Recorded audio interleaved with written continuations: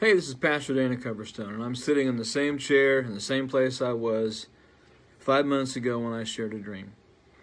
Now, I want to bring a couple things up before I get into more detail about what I'm going to say today.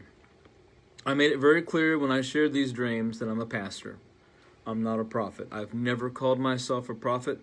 There are people who are calling me prophet, and I don't want to be called that because I'm a pastor.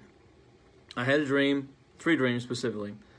Loaded into a video, a 15-minute, 9-second video, put on Facebook for 1,100 friends, having no idea what would happen in just a week.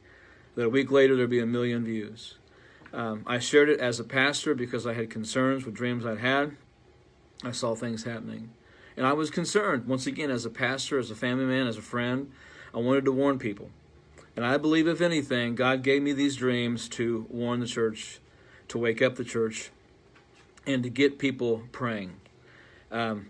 Just in the last 2 days, I have received hundreds of emails and messages, even text messages, some of which are basically saying, nothing in your dreams came true, and others saying, everything in your dreams have come true. Some saying, the timing is off and this and that. All I know is that God gave me dreams. I shared them on Facebook. I made it clear I was not a prophet. I made 3 recommendations, and that was probably the worst thing I could have done, so to speak. Although I don't regret doing it now, because I believe, I've seen already this week food banks, lines miles long. We're already starting to see shortages again in the stores for certain things and items. And try to find ammunition today, can't do it. I'm still buying silver. I'm still, putting some money aside for those things, because I do believe we're going to see the financial realm of our nation changed. They're already talking about a great reset. You got guys like Trudeau and Schwab talking about a great reset, and that involves primarily finances of the world. You've got digital currency on the horizon and being pushed. But nonetheless, I want to first of all do one thing. I want to commend the people who began to pray. One of my dreams was about a September Psalm Assembly event. And people prayed. People got up, people prayed. I heard about prayer times, prayer meetings, all sorts of things from around the nation, even around the world, of people praying. I believe the dreams that God gave me were warning dreams. I do believe God gave me the dreams. I'm not going to apologize or change that. I believe God gave me the dreams. And I shared the dreams as a warning, also to reveal some of the things the enemy was doing, how he was working. But I do believe people woke up.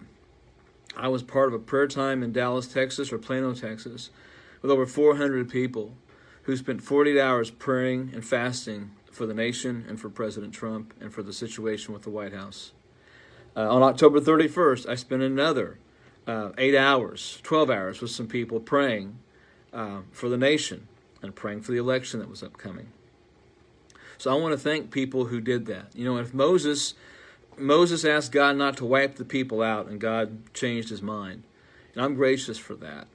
And I believe that our prayers did make a huge difference. And I want to invite people to continue to pray. Keep praying, because things haven't been finalized. And because things are obviously heating up. We're into December now. Still don't have a president-elect. There's all sorts of election fraud issues going on in several states. It's gone all the way to the Supreme Court in some states, and those things are being pushed on to the Supreme Court at the federal level. So a lot of things about the data dream are still in play. Now, did everything happen that I saw? But I did not say all these things are going to happen. I had a dream where I saw the headlines of pandemics, and I saw people in lines, I saw hospitalizations, I saw weary doctors. I read the headlines this morning. I see hospitalizations are worse now than they were in the spring with COVID. I see doctors, and I see shortages of doctors and nurses in a lot of places. But did everything happen exactly as I saw in the dreams? Well, of course not. But we have to understand that dreams are symbolic. And I'll tell you this, I've learned a whole lot about dreams and visions in the 5 months since I sat in this chair and gave the first one out. Once again, I'm a pastor, and I shared those things because I believe God was wanting to warn the church, was wanting to wake the church up, things that were going on. And I want to encourage people to continue to pray today. Do not stop praying. We can't put our pajamas on and go back to bed. We can't roll over like it's okay, we're all done now. It's not. there is still a whole lot at work and a whole lot at play, not just with the election, but things happening around the world that impact our country. The biggest thing I've heard from people is, well, the UN soldiers weren't here in November. Okay, I understand that. Someone even sent me a message today saying, Pastor Dana, even if there are UN soldiers here by Friday, I will not believe you. Everybody has the right to believe or not believe what they want.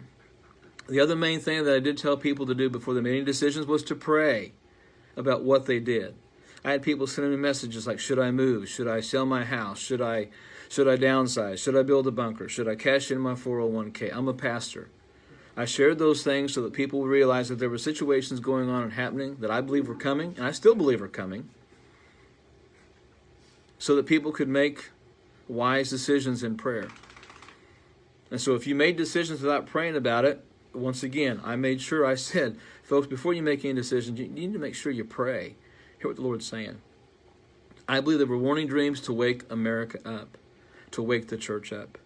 I believe the persecution, the opposition, I believe the wolves are running around even right now, attacking as many people. And there's a lot of people in the prophetic world, and the prophetic world right now is very, very divided.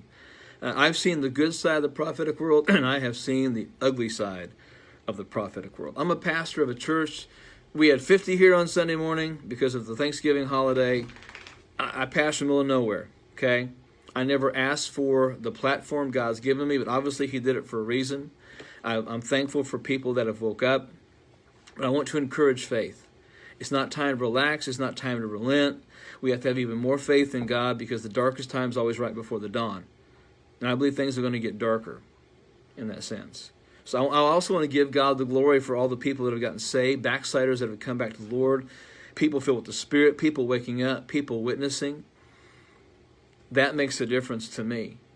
I have personally been on the phone with over 300 people who wanted to get their lives right with the Lord, who said the sinner's prayer with me or I prayed with. We've had people from 46 states in our church since June who want to talk to me or meet with me. And not everybody's going to be happy with anything or everything. There's nothing I can say right now that will make everybody happy. And from the very first day when I put that video out, I realized I can never again say anything publicly or privately without it being criticized, analyzed, scrutinized, or even sanitized. So I'm thankful that God's given me a whole different platform. I never asked for it, wasn't looking for it, but it's there. But we got to continue to pray. We got to continue to seek God's face. We've got to continue to be on our knees and remain humble before the Lord. Now, if the dreams never, ever come true, and I'm going to say this, there's a lot of things that have happened in the dream, that were in the dreams that have happened, things we have seen.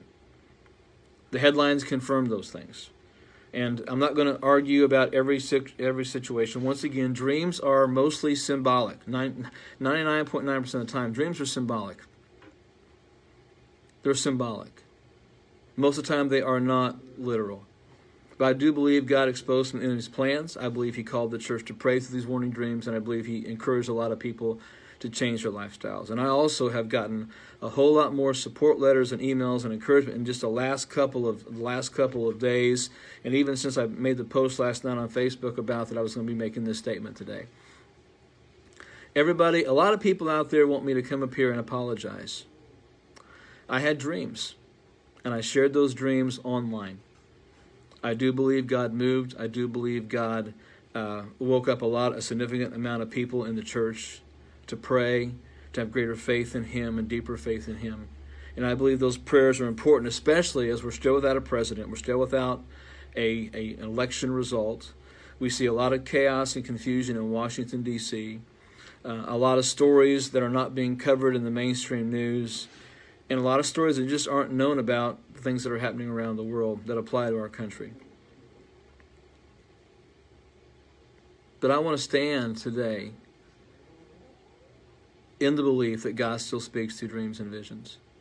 I realize that when I put that out there, I set myself up at great risk. I had been cussed at, screamed at, yelled at. Had a guy show up at my house at 6:30 in the morning who ended up getting arrested in town later that day for excessive violence in a building in a store.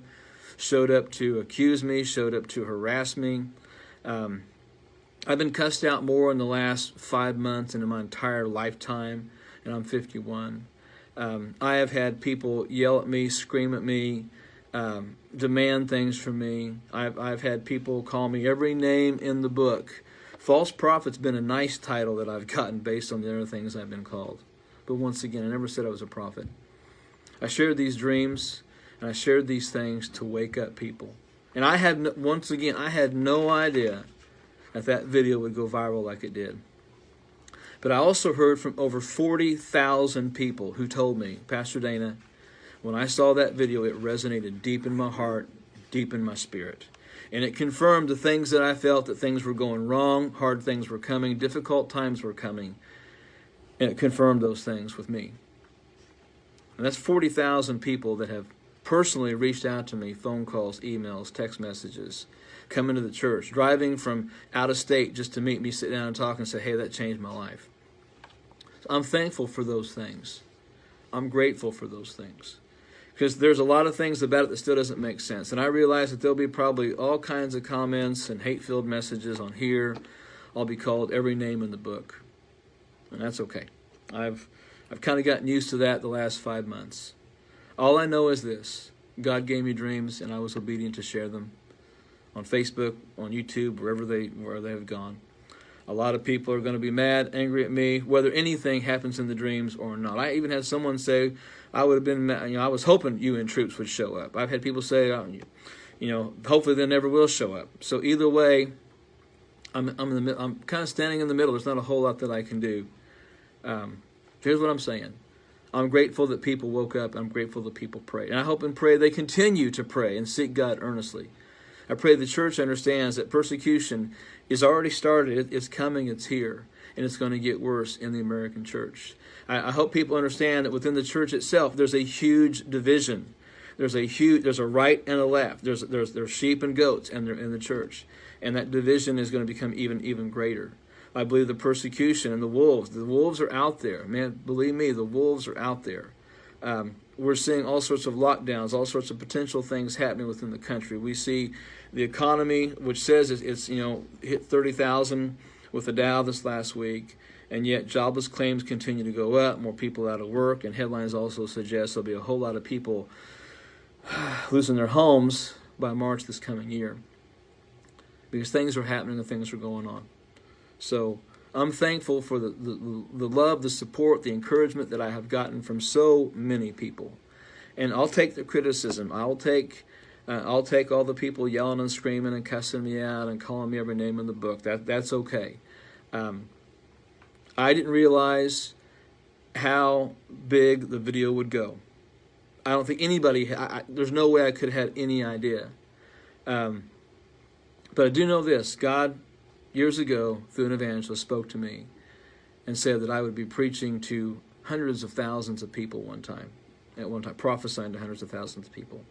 And that was back in 1996. And I never had any clue how that would happen until these dreams went viral. And I'm not trying to get anything from anybody. I'm trying to warn the church. And I will continue to share dreams that God gives me, and you have the right to ignore them or criticize them or say whatever you want to say about them. That's fine. That's fine. I've got a lot of folks praying with me during the mornings, and I greatly appreciate that. A lot of folks seeking the baptism of the Holy Spirit, and I'm grateful for that. I'm going to continue to do what I do. I have no regrets about sharing the dreams that I've shared, because once again, I'm a pastor. And when I had the dreams about the things that I saw, I was concerned, and I shared with 1,100 friends on Facebook. And I would do that again in a heartbeat. And I know, once again, a lot of folks want to say, well, you need to apologize because none of the dreams have come true, or half the dreams have come true. Once again, dreams are symbolic. I do believe God speaks in dreams and visions. I believe he still speaks today. I believe they're extensions of the word of knowledge and word of wisdom. And I do believe that God has exposed some of the plans of the enemy and has encouraged the church to wake up. But we cannot go back to sleep. We cannot go back to slumber. We can't say, well, the election's almost over, this or that. No, we have to remain diligent and steadfast in our prayers and in showing the things that we need to show.